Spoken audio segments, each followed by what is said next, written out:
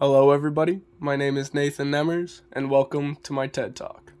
With rising inflation and less representation of America as a whole, plus, let's not forget that Congress can't get anything done because they're reading children books in session instead of compromising like adults would do, I believe we could see a democratic revolution in our time. It's hard to clearly state the problem with Congress because the system has only gotten more complex over the years. That being said, I think you can outline three major problems with Congress today. Firstly, we have the infamous filibustering that has plagued Congress for years. Our elected officials have gone through such hoops as to take a steam bath so they can hold a vote for 24 hours instead of just compromising on the issue like an adult would do. Let's not forget the green eggs and ham argument from my opening, and when Ted Cruz was reading scenes from The Princess Bride. How ridiculous is that? If our founding fathers saw how Congress operates today, they'd have a heart attack at our own stupidity that we've been facilitating for years. Secondly, corruption and lobbying in Congress.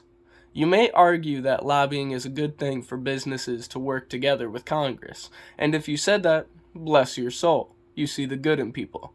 I, however, see the worst case scenario.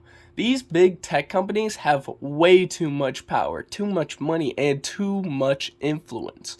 Even so that they would take the president off their app and silence him.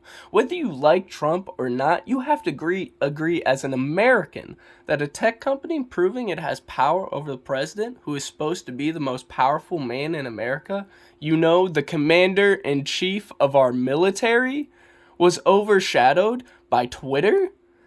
This is a clear example we have to stop supporting these big tech companies before they control our government as a whole. They have too much influence. Thirdly, political polarization, I'd say, is a huge problem in America today. Every single day, I hear people demeaning each other and utterly writing people out of their lives, all based on political beliefs.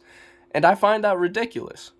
When did it become okay to not compromise and act like children when it comes to running our country, guys? And in part, the education system is to blame. It has kids trying to blend into one of the two parties, even in a government class. You all took those political party tests too. Personally, I have no affiliations as I find the two-party system degrading to all people inside of it. You could argue that these political parties exist for fundraising and, the watchdog function, nominating candidates. And I'd argue directly back that we don't need those things from these political parties. They have too much power at the top.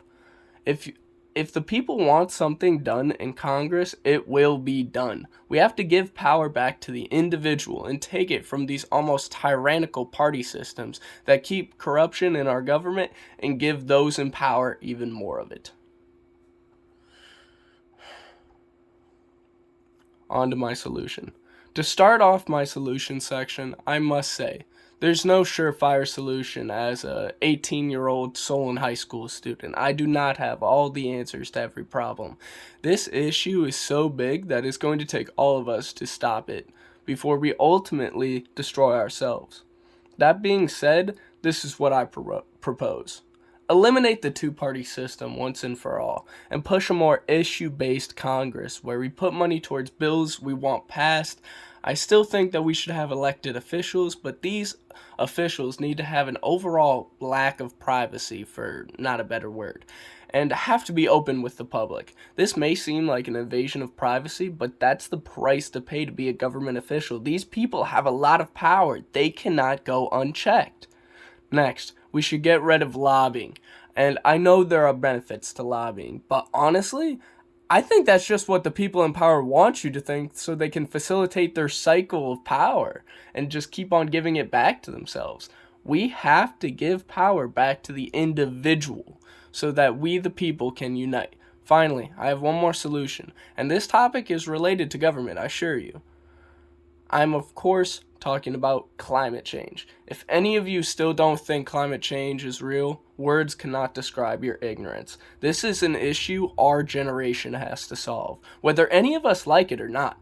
Not if we don't, and if we don't, we may see the extinction of mankind in our untimely future. I know some of you are thinking that it won't affect us in our lifetime, so we shouldn't care, but that kind of attitude is what got us to 70 degrees 10 days before Christmas. Isn't that scary to you? If we don't work together to hold Congress accountable, we will never see a solution to climate change. China right now accounts for 10.06 metric tons of CO2 in our atmosphere every year. That accounts for 28% of global emissions.